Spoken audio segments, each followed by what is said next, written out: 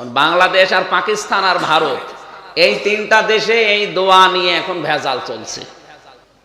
এই দোয়া করবেন কি হাত তুলে না হাত ছেড়ে দিয়ে, এই নিয়ে ঝামেলা নাকি। নামাজ শুরু হবে তাকবীর দিয়ে, কি দিয়ে? আর নামাজ শেষ হবে সালাম দিয়ে। তাহলে নামাজ শুরু তাকবীর, নামাজ শেষ, নামাজ কি আর আছে? বলেন না কেন? শেষ। নামাজ যে একটা ইবাদত, এই নামাজটা শেষ হয়ে গেল। এখন বেদাত যারা যারা বলে যে মোনাজাত করলে বেদাত হয়, আমার প্রশ্ন হচ্ছে বেদাত কাকে বলে? বেদাতের সংজ্ঞা হচ্ছে ইবাদতের মধ্যে নতুন কিছু আবিষ্কার করা বেদাত, আর ইবাদতের জন্য নতুন কিছু তৈরি করা সুন্নাত। এদিকে তাকান ভাই, যদি না বোঝেন আপনাকে আমি আলাদা বসে বসে বোঝাচ্ছি, কিন্তু বোঝা লাগবে। এই বিষয় নিয়ে যদি পরবর্তীতে বসে আপনি চাঁদ দোকানে গেবত করেন, আপনার দাঁত মুখ সব খুলে ফেলা হবে। না না, আপনি গেবত করবেন কোন কারণে? আপনি না বুঝলে দরকার আমি এক কথা 10 বার বলবো। এই সংজ্ঞাটা শুধু মনে রাখেন, ইবাদতের মধ্যে নতুন কিছু আবিষ্কার করা বেদাত, আর ইবাদতের জন্য নতুন কিছু তৈরি করা বেদাত নয়। মধ্যে আর জন্য শব্দ দুইটা। মধ্যে বলেন ইবাদতের জন্য মানে এই যে এই মসজিদটা যখন বানিয়েছিল এরকম কি এই যে ছাদ করা ছিল? হয়তো খড়কোটা দিয়ে টিন দিয়ে বানিয়েছে, কথা বলেন না কেন? আর দিন যত যাচ্ছে তত বিউটিফাই হচ্ছে। মোজাইক পাথর দেবে, টাইলস লাগাবে, এসি লাগাবে, রড লাগাবে, কত কায়দা আছে। একই ইবাদতের মধ্যে না ইবাদতের জন্য?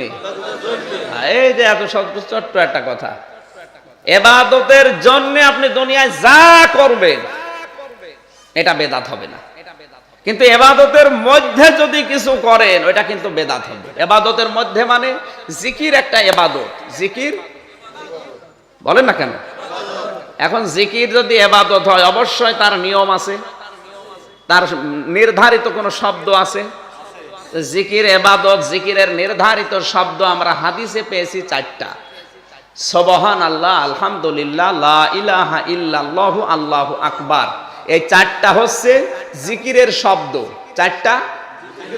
আর জিকির করার নিয়ম হচ্ছে 4টা। 4টা নিয়মে জিকির করা যায়। কোরআন জানিয়েছে ওয়াযকুর রাব্বাকা ফি নাফসিকা তাদাররুআ ওয়া খিফাতা ওয়া দুনাল জাহরি মিনাল কাওলি বিল গুদুবি ওয়াল আসাল ওয়ালা তাকুম মিনাল গাফিলিন। হে নবী, আপনার রবকে যখন ডাকবেন 1 নম্বরে মনে মনে। কিসে? ওয়াযকুর রাব্বাকা ফি নাফসিকা, মনে মনে ডাকবেন। 2 নম্বরে তাদাররুআন ওয়া খিফাতান, ভীত সন্তুষ্ট হয়ে, কান্না জড়িত কণ্ঠে, আবেগ নিয়ে। 3 নম্বরে দুনাল জাহরি মিনাল কাওলি, উচ্চ আওয়াজ বাদ দিয়ে। কোরআনের একটা একটা শব্দ যদি বোঝেন 500 রাকাত নফল নামাজের সওয়াব পাবেন। খালি চেষ্টা করেন বোঝার। তাহলে জিকিরের শব্দ পেলাম কয়টা? জিকিরের সিস্টেম পেলাম কয়টা? 4টা। এটা ইবাদত। এটা কি? এর বাইরে যদি কেউ নতুন করে কিছু তৈরি করে ওইটা কিন্তু বেদাত।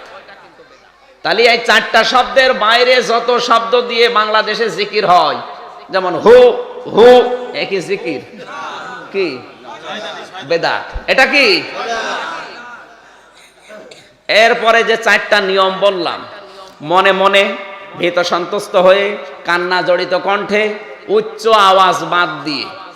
এই 4টার বাইরে যারা আজ লাভ ঝাপ দেয়, গাছে ওঠে, তাহলে এইটা কি ইবাদত না বেদাত? চট্টগ্রামে একবার আমি ছিলাম মাঝভান্ডারিতে, মাহফিল ছিল পাশে ফটিকছড়ি। ওখানে গিয়ে দেখে এক লোক লাফাচ্ছে।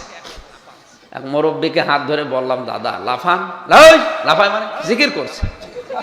এত লাফিয়েও তো টেনশনে আছে জান্নাত পাবো কিনা। তুমি বসে বসে জান্নাত পাবা? জান্নাত যদি পেতে চান লাফাও। আমারে বলছে লাফা। মুরব্বী মানুষ, তারপরে ওকে যে এই যে টেনশন, যে যত লাফাবি তত তাড়াতাড়ি জান্নাত পাবি, এই টেনশন দিল কে? না না, ওর পীর সাহেব বলেছে। ওর পীর সাহেব বলেছে যত লাফাবি তত তাড়াতাড়ি জান্নাত পাবে। ও বুড়ো মানুষ লাফাচ্ছে, কাপড় চোপড় ঠিক নেই, তাও লাফাচ্ছে। আর ওই অবস্থায় যদি উলঙ্গ হয়ে যায়, ওখানে যারা মুরিদ আছে ওরা বলছে যে এটা মারেফত। এটাকে মারেফত না মায়ের পথ? মানুষ মারার পথ বের করেছে। আমরা অনেকে ইবাদতের ভেতরে এই বেদাতটা বুঝি না। আমি আবার বলছি, বেদাত হচ্ছে ইবাদতের মধ্যে নতুন কিছু করা। আমি কিন্তু নামাজ বলছিলাম একটা ইবাদত। নামাজ কতটুকু? তাকবীর দিয়ে শুরু হয়, সালাম দিয়ে। নামাজ আর আছে? তাহলে ইবাদত শেষ।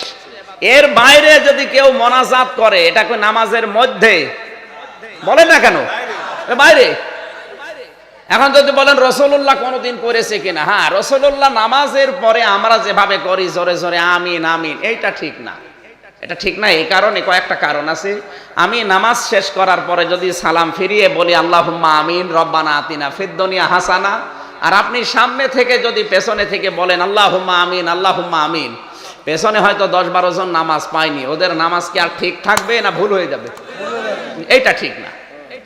কিন্তু মোনাজাত যদি কেউ করতে চায় তাকে বাধা দেওয়া উচিত না, কারণ আল্লাহ তাকে ডাকতে বলেছেন। আপনি ডাকবেন, এটা হাত তুলে ডাকবেন না হাত ছেড়ে দিয়ে ডাকবেন, এটা আপনার ব্যাপার। আর আমি জানি হাত তুলে যদি কেউ ডাকে তাকে ছোট মনে হয়। এ কথা বলছে না কেন? তার কাছে কি মনে হয়? ছোট মনে হয় না? তা আল্লাহ চায় যে আপনি ছোট হবেন। এই জন্য যে মানুষগুলো মসজিদে চেয়ারে নামাজ পড়ে ওদের নামাজ হবে না।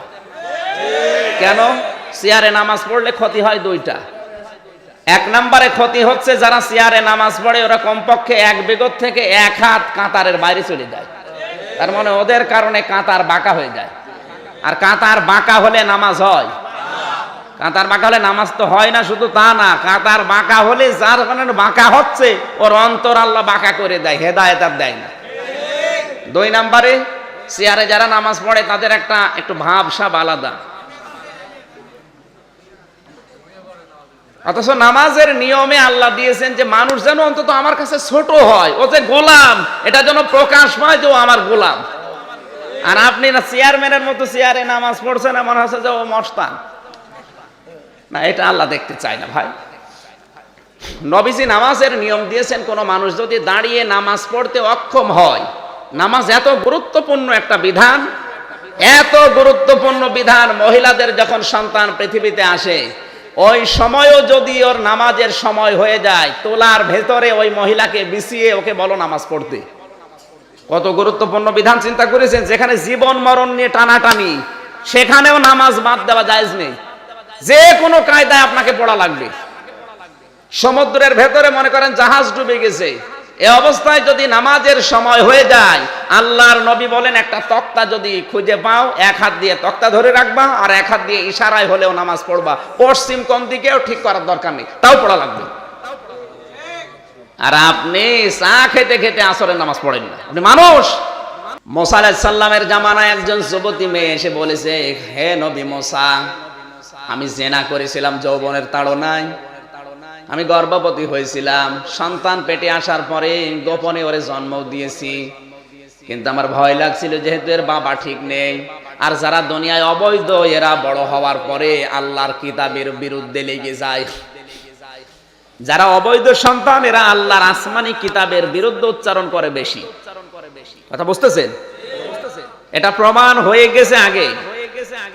যারা পৃথিবীতে অবৈধ সন্তান তাদের 9টা চরিত্র আছে। কয়টা? এটা পাবেন সূরা কলমের 10 থেকে 19 নম্বর আয়াত পর্যন্ত। এখানে 9টা চরিত্রের কথা আছে যারা অবৈধ সন্তান দুনিয়ায় তাদের। তার 1 নম্বরে ওরা আসমানি কিতাবের বিরোধী হয়। মুসা আলাইহিস সালামের জামানায় আসমানি কিতাবের নাম কি? তাওরাত। বলেন না কেন? মেয়েটা চিন্তা করলেন, আমার এই সন্তান ওর তো বাবা ঠিক নেই, ও তো অবৈধ, আসমানি আল্লাহর কিতাবের বাইরে অবস্থান নেবেন না, ওরে আমি রাখবই না, মেরে ফেলবো। আষাঢ় দিয়ে মেরে ফেলার পরে 2টা পা ধরে ছিঁড়ে ফেলেছে। মুসা নবীর কাছে এসে বলে, আল্লাহর নবী, আমি তো এরকম একটা কাজ করেছি, আমার মতো অপরাধী আর কেউ আছে নাকি? মুসা নবী আল্লাহর ওহীর অপেক্ষা না করে ফতোয়া দিলেন, না, তোমার মতো অপরাধী আর দুনিয়ায় নেই, তোমাকে আল্লাহ মাফও করবে না। একদিকে জিনা করা, অবৈধ সন্তান পেটে নেওয়া, সন্তান গর্ভধারণ করে দুনিয়ায় আবার জন্ম দেওয়া, এরপরে আবার নিজেই হত্যা করা, আষাঢ় দিয়ে মেরে ফেললে তোমার আল্লাহ মাফ করবে না? তুমি সবচাইতে বড় নিকৃষ্ট মানুষ এখন এই দুনিয়ায়।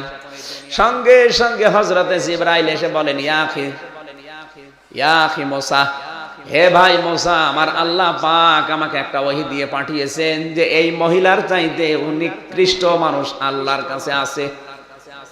মুসা নবী ঘুরে দাঁড়ালেন, ইয়া আখি জিবরাইল উনজুর ইলাইকা, হে ভাই জিবরাইল আমার দিকে তাকান। কি বললেন আপনি?